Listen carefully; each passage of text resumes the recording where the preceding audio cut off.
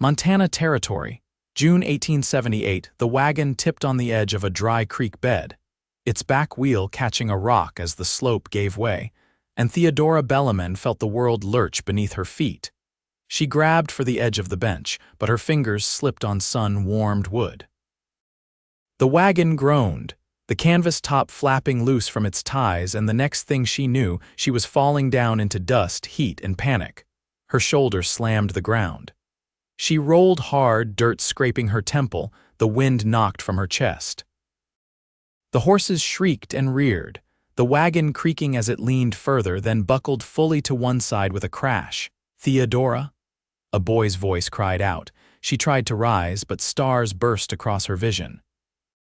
She blinked, saw her son's face, Jacob, just 9, staring down at her from the edge of the seat, wide-eyed and pale. "Stay there," she rasped, voice dry in her throat.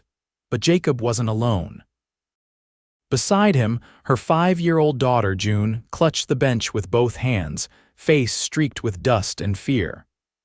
The wagon was tilted too far, and the children were trapped inside. Then came the thud of hooves fast. A rider broke from the horizon like a miracle, a lone cowboy tearing across the prairie. He swung down before the dust had even settled, boots hitting ground as he sprinted for the wagon. "Are you hurt?" he asked, kneeling beside her. She looked up into a face shadowed by a broad hat and the afternoon sun. His eyes were sharp, like he saw everything in one glance, the blood on her temple, the way she held her rib. "I can breathe," she said. "Get my children." He nodded once and ran. The man climbed the tipped wheel and pushed back the loose canvas. "I got you," he told them, voice steady. One at a time. Jacob came first, arms clinging tight around the stranger's neck. Then June, trembling but quiet, eyes fixed on her mother the whole time. He passed them down gently, made sure they were steady on the dirt before turning back to Theodora. "Can you stand?" he asked. She tried, but her legs buckled. Pain sparked up her side, and she dropped again. Without another word, he crouched and lifted her into his arms. "I can walk," she said, breath catching. "Not right now, you cannot." He carried her like she weighed nothing. She felt the heat of his chest through her dress, the strength in his arms. The children followed close, Jacob clutching his sister's hand. Once he set her down beside a patch of shade, the stranger took off his hat, revealing thick, dark hair and a face sunburnt but kind. "Name's Rylan Ledger," he said. "I was heading west, saw the dust." "Theodora Belleman," she murmured. "My children Jacob and June." Rylan looked to the wagon, then back to her. "You are lucky it did not roll fully. What happened?" "Wheels struck a rock," she said. "I was trying to make it to Fort Benton. My husband passed last year." "We have no one left back east," he nodded, understanding sinking deep behind his eyes. "I will right the wagon, check the axle," he said. "You rest." "I cannot pay you," she said quickly. "I did not ask," he replied, already striding toward the wreck. Jacob sat beside her, quiet. June leaned into her side, small fingers curling around hers. She watched Rylan work. He tied the horses to a nearby tree, gave them water from his canteen. Then he braced his shoulder under the wagon's frame and heaved, muscles taut, jaw clenched. The whole thing groaned but shifted back upright. He checked the wheels, then knelt to fix the broken yoke, hands steady, movements sure. There was something about the way he moved, like he had fixed 100 wagons before, like nothing in the world could shake him. By dusk, the wagon stood straight again, patched but usable. The fire he built crackled soft and warm, and the children rested nearby, wrapped in a borrowed blanket. Theodora sat across from him, her ribs aching but her heart beating steady again. "You saved us," she said, voice low. "You would have done the same." She looked at him, really looked, and something twisted in her chest. Not fear, not pain, hope. "Where are you headed?" she asked. Rylan leaned back on his hands, eyes on the fire. "Nowhere in particular." That made her smile just a little. "That sounds like a lie." He glanced at her and grinned faintly. "Maybe I have been drifting since last fall, cattle work mostly, took a few contracts down near Helena, thought I might go south." "Do you always rescue strangers?" "No," he said, "just you." Her breath caught. He held her gaze a moment longer, then looked away, quiet again. That night Theodora lay beneath the stars, her children curled beside her. Her side throbbed, her head ached, but her heart felt light. She had been alone too long. Too many miles with no one to lean on. But tonight, a stranger had ridden out of the horizon and pulled her from the dirt. And she was not sure why, but she felt safer than she had in a long, long time. Beside the fire, Rylan watched the flames, his eyes drifting to her more than once. His hand moved to his chest, fingers tracing the edge of the scarf tucked beneath his shirt. He had not planned on stopping. But now, he was not sure he would start riding again without her. The early light crawled over the dry hills, casting pale gold across the prairie grass and catching the edges of the wagon where it stood tilted but mended. A meadowlark called from somewhere unseen, its song sharp and clean in the stillness of morning. Theodora sat on a folded quilt, her back pressed to the wagon side, brushing June's hair with gentle strokes. The girl leaned into the touch, quiet and steady, while Jacob paced in slow circles, tossing pebbles ahead of his feet. Rylan stood a short distance away, cinching the saddle on a chestnut gelding, the leather creaking in rhythm with his movements. "Where's the nearest settlement?" Theodora asked, her voice low but even. 2 days west if the weather holds," he answered without turning. "Small place." "Granger's Hollow. General store post, maybe an ironmonger if he's still sober." She looked down at her daughter. "Will they have a doctor?" "Maybe. Depends on who's still breathing." Theodora's fingers paused. "I'm not sure I should keep going, not with the axle like that." "And the ribs?" He finished tying the last strap and met her eyes. "You'll make it, but you shouldn't drive alone, not now," she nodded slowly. "Then I'll need to hire someone." He walked toward her, slow steps crunching dry grass beneath his boots. "You don't have to. You said you were heading south." "I said I thought I might. I've ridden farther for less reason." She studied him, searching for something behind his words. "You don't owe me anything?" His gaze didn't waver. "It's not about owing." Jacob stopped pacing and looked between them. "Will he ride with us, Ma?" Theodora hesitated. "Would you want that?" The boy shrugged, but hope flickered behind his eyes. "He fixed the wagon." June looked up, her voice near a whisper. "He gave me water." Rylan crouched beside her then, resting his forearms on his knees. "I can ride ahead, clear the trail, keep the horses calm, that's all." Theodora's mouth curved, faint but warm. "And if we reach Granger's Hollow, what then?" "Then I ask if you want me to keep riding with you." She set the brush down and folded her hands in her lap. "All right," she said. "But if you're going to ride with us, you'll need to eat with us too." That night, they shared hard biscuits and dried peaches beneath a sky thick with stars. Rylan boiled coffee in a dented tin pot, and Jacob asked questions about horses until his eyes drooped.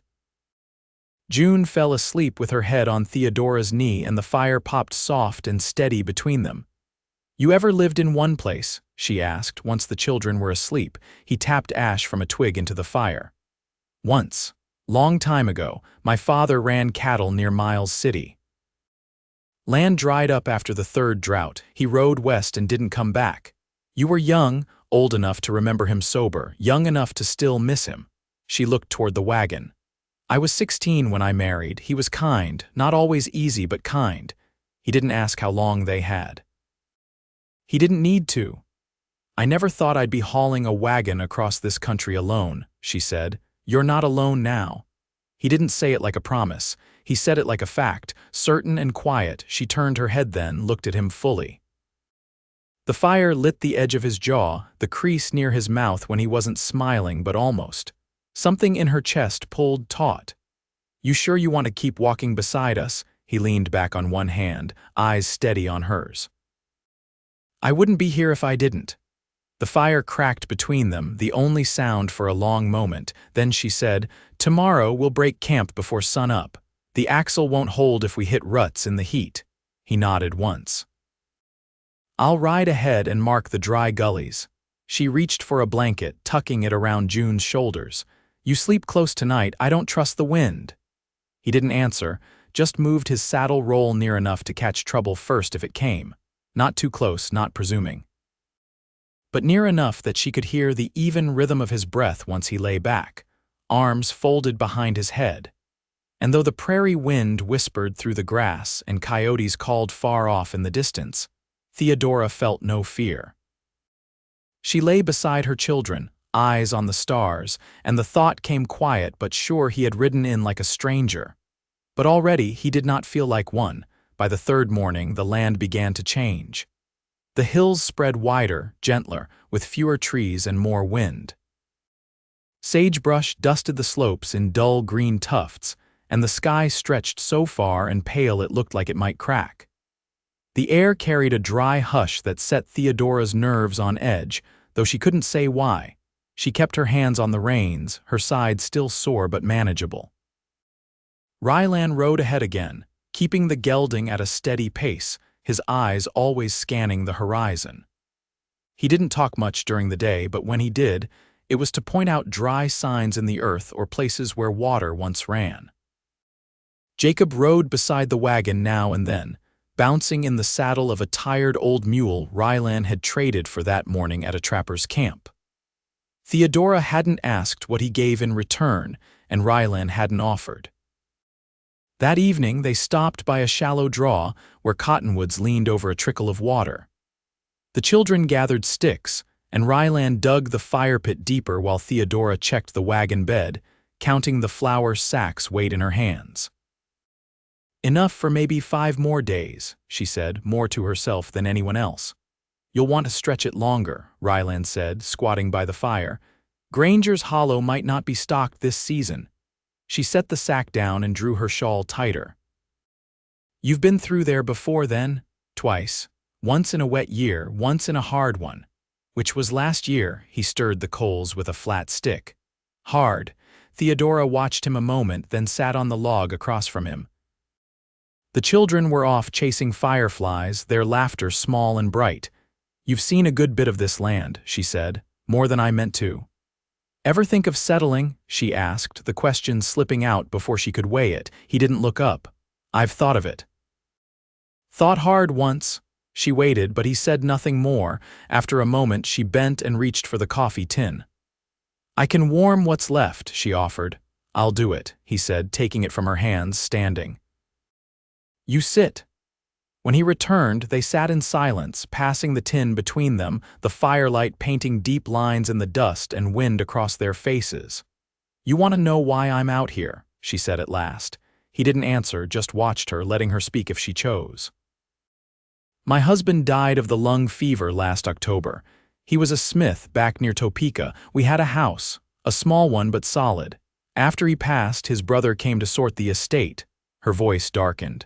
"He said I couldn't stay. Said I'd be better off marrying again or going to live with my cousin's people in Ohio." Rylan's brow lowered. "I sold what I could. Took the wagon. Thought maybe a new place would mean fewer eyes on me, fewer people telling me what I ought to do." He nodded slow. "You chose hard ground, I know. You're not afraid of it." She looked at him. "I don't have the time to be afraid." The coffee tin rested between them as the fire settled into coals. "I lost someone too," he said without warning. "She was a neighbor girl, we were young, thought we'd marry. She drowned crossing the river with her family's stock." Theodora didn't speak, but she didn't look away either. "After that I rode out, never stayed long anywhere, couldn't look at a river without thinking of her." The silence between them wasn't heavy. It held something else, like both of them had laid something down and left it there, side by side. From the trees, June called out, "Ma, Jacob found a turtle." Theodora smiled faintly. "I'd better go see it." He stood when she did, though she hadn't asked him to. As she stepped past him, her hand brushed his sleeve, not by accident. He didn't move away. Later, after the children had fallen asleep and the fire was low, she came back from rinsing the tin at the creek. He was sitting where she'd left him, carving something into a scrap of pine with a small knife. She stopped beside him. "What is it?" He turned the piece toward her, a shape smooth and plain, half-formed, a bird in flight. "You carve birds?" "Sometimes. When I can't sleep." She took it gently from his hands, fingers brushing his without effort or hesitation. The carving wasn't finished, but the wings were clear, reaching outward. "I'll keep it," she said, not asking. He watched her, something quiet and certain in his eyes. "I made it for you." She didn't answer. Just sat down beside him, close enough that their shoulders touched, and for the first time in a year she didn't feel like she was surviving alone. The fire burned low, but the warmth between them stayed. No words were needed then. Everything that mattered had already been said. The prairie turned windless by midday, the sky gone a dull, breathless white.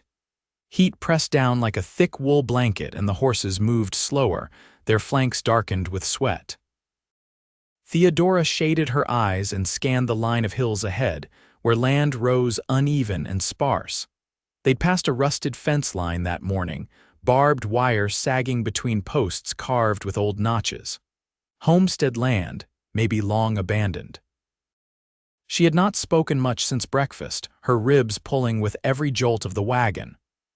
Rylan had noticed he'd said nothing, but he'd kept a closer pace, his eyes flicking to her with quiet regularity. Later that afternoon, June began to fade in the heat.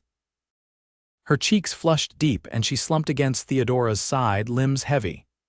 "She's too warm," Theodora said, voice low and tight. "I should have kept her under the canvas." Rylan rode back, dismounted, and reached for June before Theodora could argue. He carried the girl toward a patch of shade beneath a lean juniper, pulling off his neckcloth and soaking it in canteen water. "She needs rest," he said. "And something cool." Theodora knelt beside them, brushing damp curls from her daughter's brow. "There's a creek bed ahead, isn't there? Dry," he said. "But I saw a spring back half a mile under shale, might still be running." She didn't ask if he was sure. He was already cinching his saddle again. "Keep the boy close," he said. "I'll be back within the hour." She watched him disappear into the low hills, riding fast but careful, the gelding's hooves muffled by dust. June stirred faintly, her breath shallow. Jacob sat beside her now, holding her hand. "She's not sick, is she?" "She's just warm," Theodora said. "She needs water, that's all." But her fingers curled tighter in her skirt. By the time Rylan returned, dusk had begun to settle.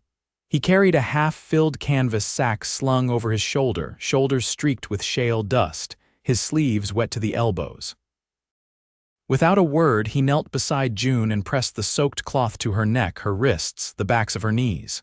"She'll be all right now," he said. Theodora swallowed hard, her throat tight. "You found it?" "I had to dig." "You always know where to dig." He didn't look at her. "I was raised in country like this." She didn't speak again until June's lashes fluttered, her small voice murmuring something about birds. Only then did Theodora sit back, her hands trembling, the air around her finally letting go. Later, after a meal of cornmeal cakes and boiled beans, she stood near the horses, brushing dust from the mare's flank. Rylan joined her, running his hand along the bridle, checking the bit. "Thank you," she said. He gave a small nod. "I mean it." "You could have left us behind." "I wouldn't. You said you don't settle." He kept his eyes on the horse. "I said I haven't." "You think you could?" He turned to her slowly. "Depends what I'd be settling for." They stood there in the quiet, the sky bleeding orange at the edges, the smell of sage sharp on the air. She could hear the children's voices behind her, low and sleepy, the fire popping softly. "I never thought I'd want someone again," she said. "Not after everything." "You don't have to want me," he said. "Not unless it's true." She stepped closer, her fingers brushing his sleeve. "It is." He met her gaze, and whatever he saw there made something shift in his face, the guarded lines softening. "Then I'll stay," he said. She nodded once. "Good." He reached for her hand only briefly, rough fingers grazing her palm. Then he let go, not needing to hold on longer to make the meaning clear.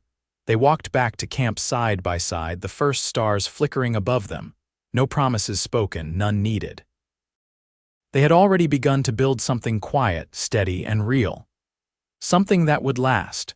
The trail dipped into a shallow basin where cottonwood stumps stood like broken teeth, bleached gray by wind and time. They passed the bones of an old sod house, its chimney still upright, and the air grew cooler as they neared the base of a low ridge. Granger's hollow lay just beyond. Theodora guided the wagon slowly. her eyes drawn to the loose boards of a leaning fence where a blue kerchief fluttered from a post. Jacob rode ahead, his shoulders straighter now, while June sat tucked in the wagon's shade, tracing circles on the canvas with one finger. Rylan walked beside the lead horse, his boots kicking up dry dust with each step. He had said little that morning, but she hadn't needed words. His presence was a weight she'd come to lean against without realizing it. As they crested the final ridge, the town came into view, a handful of buildings drawn close to a still, narrow river. Smoke rose from a single chimney. A chapel steeple stood crooked at the far end, boards missing from its bell tower. The general store's sign hung askew, paint chipping in long curls. Rylan studied the place a moment, then said, "Seems quieter than I remember." Theodora nodded once. Quiet's not always bad. They passed a faded placard nailed to a tree stump, Granger's Hollow ESD, 1862, and pulled the wagon into the empty space beside the store. A man with his sleeves rolled to the elbows stood behind the counter inside, polishing a lantern with slow hands. The store held sacks of dried beans, bolts of rough cloth, and a box of cracked window panes. Theodora asked after flour, and the man offered her a half-sack for trade. "We've got preserves, too," he added. "Rhubarb, mostly. My sister put it up last summer." She glanced at Rylan. "We've got a few things to barter." They traded a tin of buttons, a pair of children's boots, and a length of copper wire Rylan had salvaged from the broken axle. The storekeeper added in a jar of honey without a word. Outside, Jacob crouched by the riverbank, turning over stones. June sat on a log, watching the water move around her shoes. The wind had quieted, and even the trees seemed to listen. Theodora stood beside Rylan as the wagon creaked under its new weight. "This isn't a place to stay long," she said. "No," he agreed. "But it's enough for now." He looked at her then, not just seeing her, but holding her there with the steadiness she'd come to trust. "I've been thinking. There's land east of here, hollow near the breaks. I passed it once years back. Spring comes early there. Wild plum trees grow thick along the edge." She watched June reach for a piece of grass, her small fingers plucking it gently. "Would it take a wagon, if we went careful?" She turned her face toward him. "I'm tired of moving just to keep ahead of the past." "I know." She reached for his hand, calloused and warm. "I want to build something that stays." He didn't speak, but he turned his palm into hers and held it there, grounding her. That night, they camped on the edge of the hollow, just beyond the last building. The children fell asleep with the soft lapping of water nearby, and Theodora sat with Rylan beneath the stars. She laid her head against his shoulder, and he wrapped his arm around her without hesitation. "You think we'll find it?" she asked. "That place with the plum trees?" "I think we already did," he said. She smiled, eyes closed, the words sinking deep. They left Granger's Hollow before dawn 2 days later. The wagon moved slow but steady. The horses rested, the road opening wide ahead of them. Each mile carried them further from what had been lost and closer to what they were building. The land east of the river rose into soft hills, where grass swayed high and golden. They found the hollow near dusk, where a narrow creek split the earth and plum trees leaned over the bank. The ground was rich, the soil dark beneath cracked bark and fallen fruit. They built with their hands. Rylan dug post holes, and Theodora laid out the shape of the house with stones. Jacob helped gather wood, while June strung floral garlands from branch to branch, her laughter echoing across the quiet. A month passed, then 2. A roof went up before the first snow. Inside, the walls held quilts Theodora had stitched in the evenings and shelves Rylan carved from pine. He hung the bird she'd kept from that first night above the hearth, its wings still open. At night, he stood behind her while she folded sheets warm from the fire, his hand resting at the small of her back. When her ribs ached from the cold, he'd rub warmth into them without needing to be asked. They didn't speak of what they had been before, only of what came next. Seeds to plant, fences to mend, a life to share. One evening after supper, he knelt by the hearth and opened a small hinged box. Inside lay a ring, simple but strong, the band shaped from an iron nail he'd bent and polished with care. She didn't cry. She didn't need to. She said yes with her hands in his, with the way she leaned into him when he stood. They married beneath the plum trees, just the four of them, a ribbon in June's hair and Jacob carrying a branch of blossoms. Spring came early that year, and when it did, the trees bloomed white across the hollow, the house stood firm, and love held fast between the walls they had built together.